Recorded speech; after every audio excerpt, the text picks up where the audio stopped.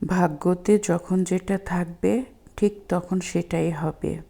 যুদ্ধ পরিস্থিতির কারণে সরকারিভাবে কি ঘোষণা এলো, ঈদের আগে সুন্দর করে ড্রয়িং রুমটা সাজিয়ে মজার কিছু ডেজার্ট তৈরি করলাম।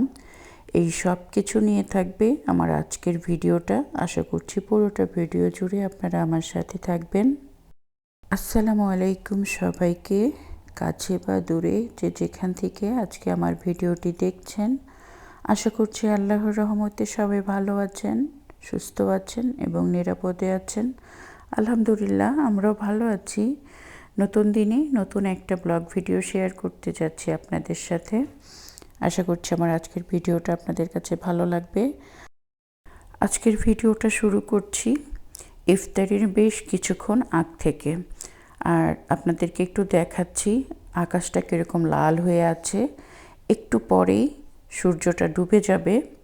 তো আমি রান্নাঘরে কাজ করছিলাম আর জ্বালানাটা দিয়ে দেখছিলাম কতটা সুন্দর লাগছিল দেখতে।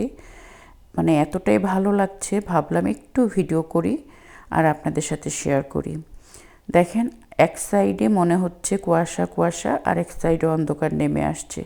দেখতে কী যে সুন্দর লাগছে। আর আমি কিচেনে ইফতারি রেডি করছি। ভাবছিলাম আজকে মনে হয় শেষ রোজা, কিন্তু না, আজকে শেষ রোজা না। সব জায়গার থেকেই নিউজ আসছে শুক্রবারে আমাদের এখানে ঈদ হবে আর শনিবারে বাংলাদেশে ঈদ হবে। তো একটা রোজা বেড়ে গিয়েছে, আলহামদুলিল্লাহ। ভাগ্যে যেটা যখন যেটা থাকবে তখন তো সেটাই হবে। আর একটা রোজা বেড়ে গিয়েছে মানে আমাদের জন্য ভালো। বছরে তো আমরা এই রোজাটার জন্য কত অপেক্ষা করে থাকি। এরকম সুন্দর একটা মাস আমাদের জীবনে আসবে। আর দেখতে দেখতে কিভাবে যে এই সুন্দর মাসটা চলে গেল এইবার, মানে বুঝতেই পারলাম না। যাই হোক, আজকে ইফতারিটাও রেডি করে নিচ্ছি। খুবই হালকা পাতলা ইফতারি করেছিলাম, যতটুকু আর কি ছিল। যেহেতু রোজা একদম শেষের দিকে, ভাজা পোড়ার কাজ অত বেশি করব না। তারপরও দেখা যাচ্ছে শেষ রোজা মনে করে অনেক কিছুই করে ফেলেছিলাম। এই যে, তা আলহামদুলিল্লাহ, আমাদের যেটুকু থাকবে আমরা তো ততটুকুই করব। তারপরে ইফতারি করা শেষ করে কিচেনে, কিন্তু আজকে বেশিরভাগ সময় কিচেনেই ছিলাম, কারণ যেহেতু মনে করেছিলাম পরের দিন ঈদ হয়ে যেতে পারে। তো বেশ কিছু সুইট আইটেম আমি ঈদের আগের দিন রাতেই তৈরি করে রাখার চেষ্টা করি। তো এই যে মা মেয়ে মিলে আমরা দুইজন সুন্দর করে রসমালাই তৈরি করছি। আর আমার মেয়ের রসমালাইটা খুবই পছন্দ করে। তো অনেক বছর পরে রসমালাইটা আমি বানিয়েছি। আগে তো প্রায় বানানো হতো, যেহেতু একটু মিষ্টির প্রবলেম আছে বাসায় সবার, সেই জন্য এখন আর সুইট ওইরকম বানানো হয় না। তারপরে ঈদ বলে কথা, ঈদের জন্য তো সুইট একটু তৈরি করতেই হবে। আমি বেশ 2-3 রকমের সুইট আজকে তৈরি করেছিলাম, ভিডিও করেছিলাম আপনাদের সাথে শেয়ার করব বলে। এই তো রোজা সেই দিন পড়লো। কিভাবে যে দেখতে দেখতে একটা মাস চলে গেল, চোখের পলকে চলে গেল, টেরই পেলাম না। আজকে বৃহস্পতিবার, আমি ভয়েস দিচ্ছি। আজকে রোজা আমাদের শেষ আর খুশির ঈদ এসে পড়ল।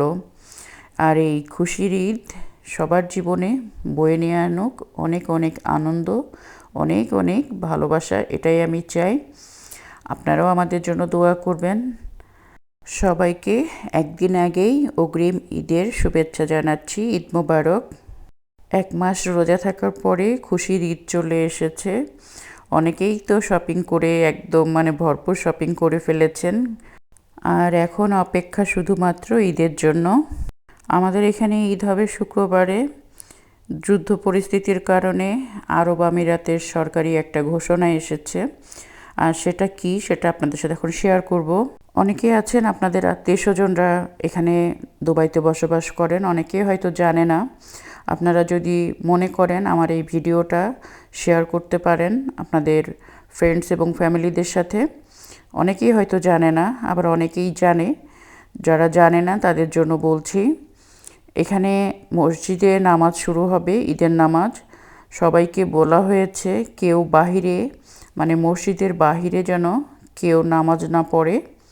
সবাই মসজিদের ভিতরে নামাজ আদায় করতেই হবে। কোনো ওপেন জায়গায় কেউ যেন নামাজ না পড়ে। নাগরিকদের চলমান পরিস্থিতির কারণে নাগরিকদের সেফটির কথা চিন্তা করে এমন সিদ্ধান্ত নিয়েছে।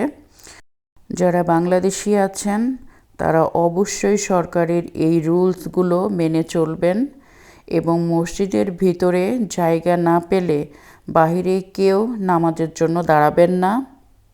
যুদ্ধ পরিস্থিতির কারণেই সরকারিভাবে কিন্তু এই ঘোষণাটা দেওয়া হয়েছে। অবশ্যই আমাদের এই ঘোষণা মেনে চলা উচিত বলে আমি মনে করি। আমরা যারা এখানে বসবাস করি, সেফটির কথা চিন্তা করে তারা আমাদেরকে আগে থেকেই নোটিশটা দিয়েছে। এই নোটিশটা ফলো করা আমাদের সকলেরই দায়িত্ব এবং কর্তব্য। আর এই যে দেখেন, রসমালাইটা তৈরি করেছিলাম, আমার মেয়ের আর তর সরছে না। সে তাড়াহুড়া করে তার বাবাকে একটু দিল আর নিজে একটু খেলো, বলছে ইয়ামি হয়েছে। আসলে ঈদের যে এত মজার মজার রান্নাগুলো, এগুলো তো পরিবারের জন্যই করা হয়। পরিবারের মানুষ খেয়ে যদি তৃপ্তি পায়, তারা যদি আনন্দ পায়, তাহলে সেই কষ্টগুলো যে করে আমরা এত রান্নাবান্না করি সেগুলো সার্থক হয়। আর দই বসাবো। দইয়ের জন্য এই যে আমি দুধটা জাল করে নিয়েছিলাম, এখন দইটা বসিয়ে দিচ্ছি। আর এই সুইট আইটেমগুলো রাত্রে করে রাখলে পরের দিন সকালে এগুলো সুন্দর সেট হয়ে যায়। সেটা মিষ্টিই বলি বা দই বলি, যেটাই বলি না কেন, সেটা খুব সুন্দর হয়। সারাটা রাত নাড়াচাড়া পড়ে না, সুন্দর মতো রেখে দেওয়া হয়, একদম সেট হয়ে যায়। তো এই যে আমি সুন্দর করে দই বসিয়ে দিচ্ছি।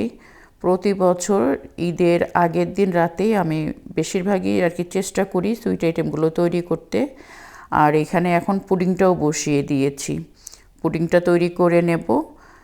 2-3 রকমের সুইট তো তৈরি করেই ফেললাম রাতে। দিনের বেলা শুধু আমি ঈদের দিন দিনের বেলা সকালের দিকে আমি শুধু সেমাইটা রান্না করি।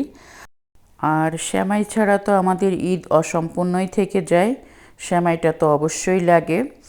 আর এই যে দেখেন, 2টা পুডিং তৈরি করেছিলাম। একটা পুডিং তৈরি করেছি আমার বিল্ডিংয়ে যে এখানে যারা কাজ করে ঈদের দিন তাদেরকে আমি খাবার দেব, তো ওদের কথা চিন্তা করে একটা পুডিং রেডি করেছি। মিষ্টির আইটেমের মধ্যে একটা পুডিং দেব আর সেমাই দেব, সেজন্য রাতে আমি তৈরি করে নিলাম। ইফতারির আগ দিয়ে শুরু হয়েছে রান্নাঘরের কাজ। ইফতারির পর অনেক কিছুই তৈরি করেছি। তৈরি করে কিচেনটাকেও একটু গুছিয়ে পরিষ্কার করে রাখলাম। আর আমি কেন না জানি কাজ শেষ করে নোংরাভাবে সব কিছু ফেলে রেখে আসতে পারি না। সাথে সাথে না করলে আমার কাছে ভালো লাগে না। তাই আমি কিচেনটাকেও খুব সুন্দর করে মুছে ধুয়ে একদম গুছিয়ে পরিষ্কার পরিপাটি করে রেখে দিয়েছি। এবার ঈদে মনে হচ্ছে না কেউ কারোর বাসায় ওরকম যাওয়া আসা করা হবে। তারপরেও যেহেতু আমি এখানে থাকি, এখানে আমার অনেক পরিচিত নেবাররা আছে, বলা যায় না সবাই চলেও আসতে পারে, তাদের কথা চিন্তা করেই একটু ঘরবাড়িগুলো গুছিয়ে নিচ্ছি। এই যে গত একটা ব্লগে দেখিয়েছিলাম এই রুমটা আমি ঝাড়া মোছা করব, তো আমার ড্রয়িং রুমটাও আমি সুন্দর মতো ঝেড়ে মুছে গাছের একদম পুরা গাছের পাতাগুলো ধুয়ে মুছে পরিষ্কার করে নিয়েছি। আর এই যে দেখেন, এইভাবে একটু সাজিয়ে নেওয়ার চেষ্টা করেছি।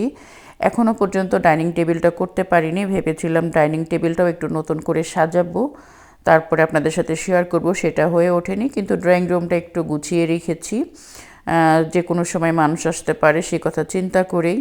যতই মন খারাপ থাকুক না কেন, যতই ভালো না লাগুক না কেন, আমাদের তো এই কাজগুলো করতেই হবে। জীবন তো জীবনের নিয়মেই চলবে, কারো জন্য কোনো কিছু থেমে থাকবে না। পরিস্থিতি যে কোনো সময় পরিবর্তন হতে পারে।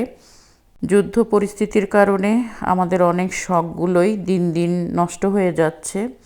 যুদ্ধ কবে যে শেষ হবে জানি না, টেনশনে সবার রাতের ঘুম হারাম হয়ে গেছে। তারপরও ঈদের খুশি সবার অন্তরেই কাজ করছে। সবাই চায় বছরে 2টা ঈদ আসে, আমরা যেন সুন্দরভাবে কাটাতে পারি। সেই কথা চিন্তা করেই ফ্যামিলিকে নিয়ে একটু আনন্দ করার চেষ্টা করছি। আর রাতে মেহেদি দিয়েছিলাম, ভেবেছিলাম পরের দিন ঈদ হয়ে যাবে, সেজন্য মেয়ের হাতে মেহেদি দিয়ে দিয়েছি, আমিও একটু দিয়েছি। সবারই শখ থাকে চাঁদ রাতে হাতে একটু মেহেদি দিবে, একটু আনন্দ করবে। আলহামদুলিল্লাহ, তাও বলবো আল্লাহর কাছে লাখো কোটি শুকরিয়া আদায় করব। এই রকম পরিস্থিতিতেও আমরা যে ভালো আছি, সুস্থ আছি, আমরা যে একটা সুন্দর ঈদ করতে পারছি, আমাদের জীবনে যে ঈদ এসেছে, এই জন্য আল্লাহর কাছে লাখো কোটি শুকরিয়া আদায় করি। শত কষ্ট বুকে নিয়েও বাঙালির ঘরে ঘরে ঈদের আনন্দ কিন্তু কাজ করছে। তো এই যে মেহেদি লাগাচ্ছি আর অনেক খুশি হচ্ছি যে সুন্দর একটা ঈদ আল্লাহ তাআলা দেখার তৌফিক দান করেছেন। যাই হোক, সবাইকে অগ্রিম ঈদের শুভেচ্ছা জানিয়ে আজকের মতো আমার ভিডিওটা এখানে শেষ করব। সবার ঈদ জীবনে বয়ে নিয়ে আসুক অনাবিল আনন্দ, সেই সাথে আমাদের জন্য দোয়া রাখবেন। আজকের মতো শেষ করছি। আল্লাহ হাফেজ।